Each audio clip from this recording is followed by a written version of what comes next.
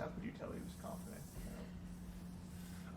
I think that just the way that he talked, like he had a very strong inflection in his voice, and then also too, there's just there's just this weird kind of feeling you get. Like I said, it's contagious. You can tell when someone's nervous, and you can tell when someone's confident, even if it's unspoken. Like he just came in there and immediately, he just commanded the huddle, he commanded the line, and it was awesome.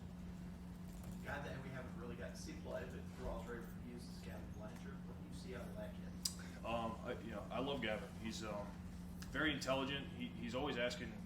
Same thing like I asked about Braden. He's very interested in the schematic part of it, and really understanding it, and especially with him being a center guard type guy, understanding that scheme and greater defensive scheme and how to get us as the O-line the best points IDs possible in order to be successful is very important at that position. So same thing with Braden, like asking all the right questions. Gavin's asking all the right questions.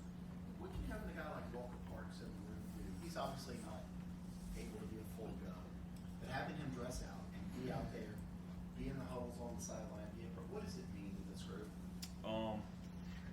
He's also my roommate, so I'm really close with Walker. I'd consider him probably my best friend here, and I think that just the way that he's able to, I guess,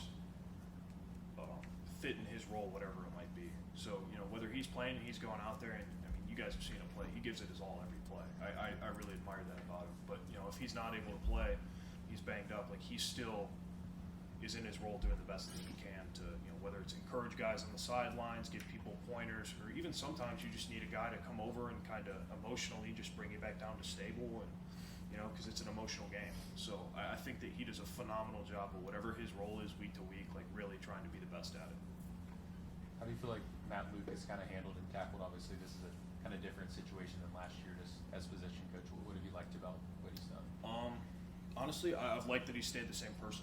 I think it's very easy to, in good times, kind of get an ego about you, and at bad times, kind of start pointing the finger, becoming a different person. And that's not been the case with him. He's been the same person day in and day out. And, practice week one looked nothing different than this past practice, because he's always bringing the same intensity and same fight and tenacity, but also too just being that same genuine person with you. That's one thing I really appreciate in a coach, player, teammate.